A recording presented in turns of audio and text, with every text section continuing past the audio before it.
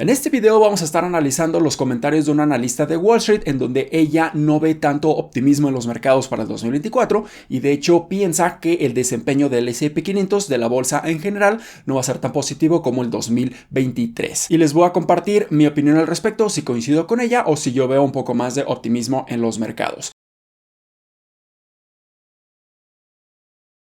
Hola, ¿qué tal inversionistas? Mi nombre es Humberto Rivera y bienvenidos de vuelta a Vida Financiera, en donde hablamos de finanzas, inversiones y generación de patrimonio. Así que si estás muy interesado en estos temas, considera suscribirte, dale like y comparte este video con tus familiares y amigos. Así que solamente les recuerdo que este video va a estar en inglés, aunque tiene subtítulos en español, pero tienen un cierto nivel de retraso, así que espero que esto no sea un inconveniente. Pero vayamos directamente al video. We did see stocks finally snap a 4-day win streak. Joining us now, Mira Pandit, global market strategist at JP Morgan Asset Management. We had one of your technical guys on yesterday. Horrible. 3,500 was his prediction.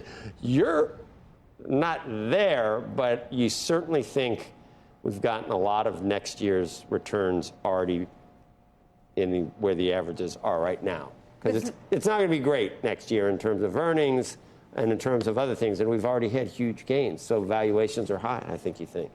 The theme for next year is tempering expectations in 2024. I do think overall we have a pretty benign outlook for the economy itself, but when you've had a 20% rally this year, when you've had elevated valuations, and when earnings expectations for next year are in the double digits, when we can probably achieve something about half of that, just given what we heard in the third quarter from CEOs, gloomy outlook. Remember that disinflation helps markets and margins. It doesn't help revenue. So we worry a little bit on the revenue side as to what companies can produce. So if you put all of that together, we need to be a little bit less optimistic, I think, than many in the marketplace are right now about next year, especially because what we've seen in November is very much a sentiment rally, not a fundamentals rally. It's been driven by multiples. We've seen a collapse in bearishness if you look at the AAII investor sentiment survey. So I think people are getting a little bit exuberant about finally having some relief from the Fed, but we have to think about what that actually means next year. Ok, vamos por partes. Ahí está mencionando muchos aspectos que quizá el desempeño del S&P 500 en el 2024 no sea tan positivo como este año 2023.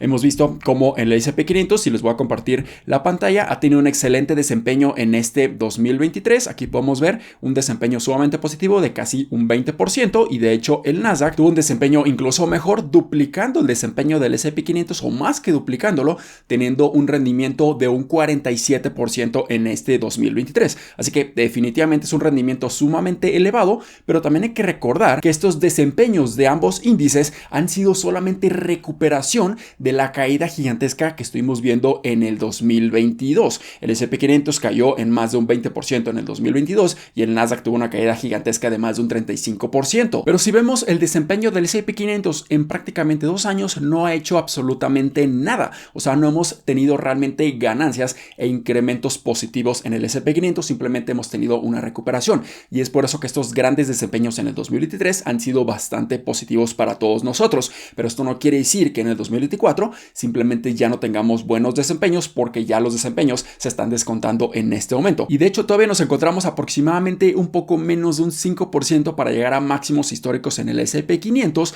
y posiblemente en el 2024 lleguemos a esos máximos históricos y los sobrepasemos e incluso el S&P 500, la bolsa de valores, tenga un desempeño bastante positivo. Lo mismo podemos ver con el Nasdaq. No ha hecho absolutamente nada en prácticamente 2 años y desde los máximos históricos que tocó a finales del 2021 nos encontramos a un poco menos de un 4% de llegar a ellos. Así que también pudiéramos ver una gran recuperación en el Nasdaq y llegar a máximos históricos. Y también está mencionando que la evaluación en este momento del S&P 500 de la mayoría de las acciones está muy cara, está sobrevalorada. Pero también aquí podemos estar analizando este aspecto que no coincido en lo absoluto. Entonces aquí vemos que el S&P 500 tiene un Price to Earnings Ratio, un PE Ratio, un PER de 25.31. Entonces aquí estamos simplemente analizando lo que estamos pagando, cuántas veces estamos pagando las utilidades generadas de la bolsa de valores. Y en este momento estamos pagando aproximadamente 25 veces por estas utilidades. Y de hecho aquí abajo nos están mostrando el promedio del S&P 500 a lo largo de toda la historia. Desde los años 1870, o sea, más de 100 años de historia,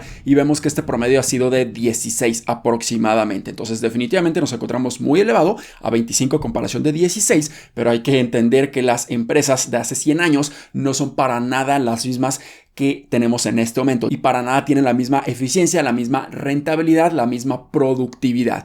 Y para mí se justificaría un price to earnings, un PE ratio mucho más elevado, sobre todo hablando de las empresas tecnológicas más importantes de todo Estados Unidos y las que mayormente mueven la bolsa de valores, porque tienen rentabilidades gigantescas de más de un 30%, 40%, incluso 50%, y cada vez son más y más y más eficientes. Están generando cada vez más utilidades, tienen excelentes crecimientos, muy buena posición financiera, una excelente hoja de balance, y todo esto pudiera estar justificando una evaluación mucho más elevada. Pero si estamos considerando las utilidades futuras de los siguientes 12 meses y su crecimiento, aquí podemos ver que esta evaluación es incluso más baja. Aquí nos encontramos en aproximadamente 18.7, un poco menos de 19, por lo que si consideramos el PER futuro, considerando este crecimiento de los siguientes 12 meses, aquí la evaluación es incluso más atractiva, aunque aquí pudiéramos considerar que el promedio también se encuentra entre 18 y 16, nos encontramos un poco más arriba del promedio, pero esto no quiere decir que estemos sobrevalorados y no hemos llegado a esos niveles que llegamos a finales del 2020, principios del 2021,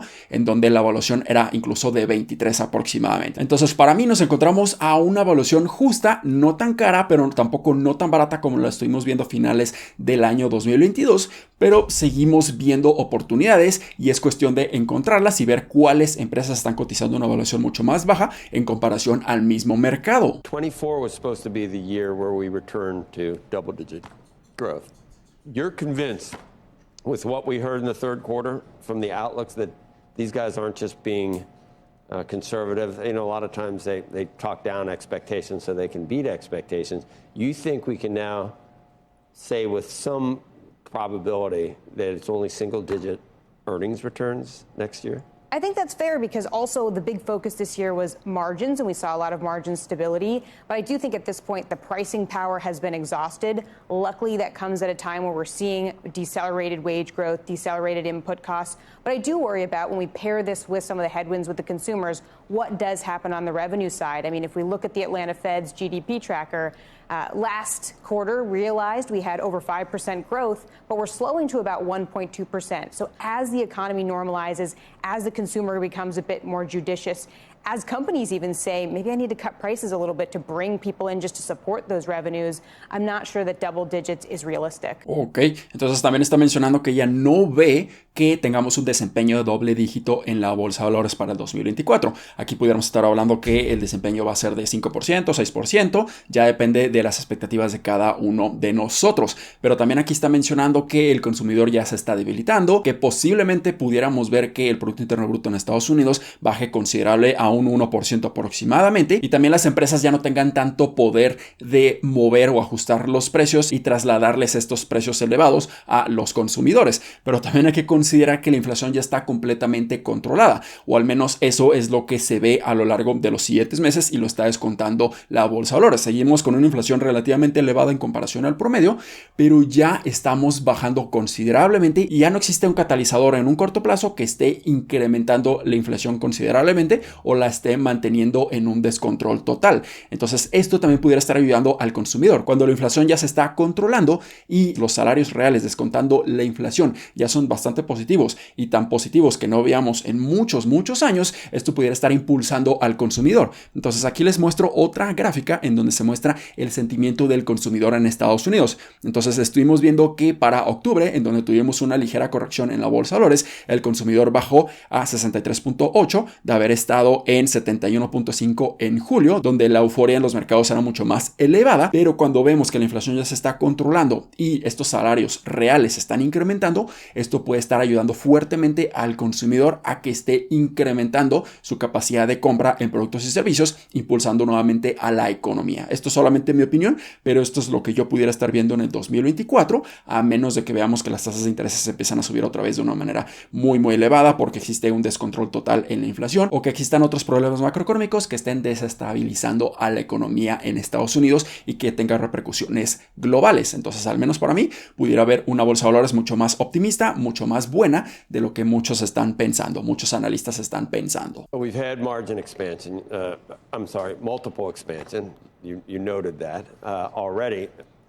There's no more of that coming, so we can just purely use your earnings per share number for what the stock market is likely to return. So you're talking about 5% for a stock market return? I think that's a 5%. reasonable outlook for next year, again, with a pretty benign going back to normal type of economy. For the economy itself next year, in 2024, we see a 2024 economy. So 2% growth, 0 recessions, 2% inflation, and 4% unemployment. So, again, a relatively benign outlook, but again, after such a strong year, it's just hard to see Why much. would anyone... Ok, esto estaba bastante interesante lo que está mencionando, ¿no? Utiliza el 2024 para mostrar algunos indicadores y cómo se van a estar desempeñando en el 2024 precisamente. Entonces ella está mencionando que va a existir un 2% de crecimiento en el Producto Interno Bruto en Estados Unidos, un 0% de recesión, 0% de probabilidad de que exista una recesión. Posiblemente también esto puede suceder. También ve un 2% de inflación, que esto ya estaría completamente controlado, y la inflación objetivo de parte de la Reserva Federal, y un 4% en la tasa de desempleo. Entonces si vemos la tasa de desempleo, aquí claramente podemos ver que se encuentra en 3.9%, por lo que se mantendría a estos niveles siempre y cuando no tengamos mayores estragos o impactos negativos en la tasa de interés bastante elevada por parte de la Reserva Federal. Entonces, si se cumplen todos estos factores, esperaríamos un crecimiento de un 5% en el desempeño del S&P 500, que para mí sería bastante bajo considerando la gran recuperación en las utilidades de muchísimas empresas, sobre todo las empresas que pertenecen al sector de consumo básico y consumo discrecionario. Nuevamente es completamente mi opinión, pudiera estar equivocado, pero esto es lo que yo estoy viendo, un poco más de recuperación en la economía, en las utilidades de la mayoría de las empresas, y esto se pudiera ver reflejado en la bolsa de valores. buy stocks rather than a 2-year? You can get 5%, close to it. So if you can get that risk-free, why even? Because you can't guarantee me that the market's not going to be down 10% next year. No, I can't. And I think having a little bit of balance is important, because if any year were to be down 10%, coming into this year, we would have thought probably this one. We had expectations across the board for negative returns, and we got up 20. So I think we need to be prepared in portfolios for the upside risk. We always undersell what could potentially be upside risk, so we want to still hold on to those risk assets for that reason. But there's no reason not to have short duration fixed income 2-3 years out on the curve, because you're getting good income. We don't quite know exactly what's going to happen next year. If we have more of a soft landing, that would actually advocate for shorter duration fixed income. We still want to own some duration because of months like November, where we have the best month since 1985 for the U.S. ag. That was what we were expecting at some point to see, not all in 1 month, but to see some sort of pullback in yields. We've seen that now. I think there's maybe a little bit limited scope for yields to come down that much from here. So having a mix of risk assets, if we have a benign economic outlook next year, and some shorter fixed income is important. Y finalmente lo último que menciona es sumamente importante, y es que debemos de tener un portafolio sumamente balanceado. No quiere decir que estemos súper cargados a renta fija, no quiere decir que estemos completamente cargados a bolsa de valores, renta variable. Tenemos que tener una combinación de ambos para tener un portafolio mucho más estable, mucho más resiliente en caso de que suceda cualquier otra cosa que no teníamos proyectado, no teníamos previsto en nuestra estrategia a largo plazo. Entonces es sumamente importante, sobre todo en estos momentos, que en México, que a diferencia de Estados Unidos, tenemos altas tasas de rendimiento en renta fija, mucho más elevadas que en Estados Unidos. En Estados Unidos a lo mucho consigues un 5% de rendimiento anual en renta fija, mientras que aquí en México podemos encontrar hasta un 15% en algunas SOFIPOS. Entonces aquí podemos estar aprovechando excelentes rendimientos, ingresos pasivos en renta fija, pero no salirnos por completo de los mercados, porque puede suceder el caso de lo que vimos en noviembre de este año, donde tuvimos una de las mayores recuperaciones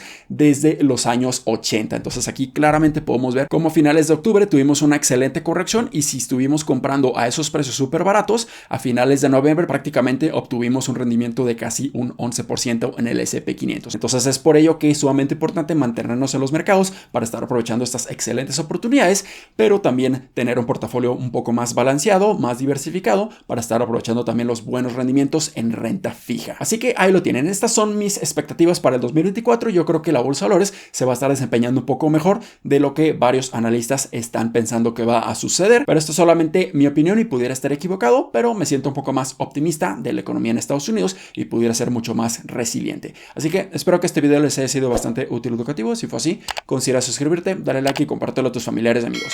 Nos vemos en el siguiente. Muchísimas gracias y hasta luego.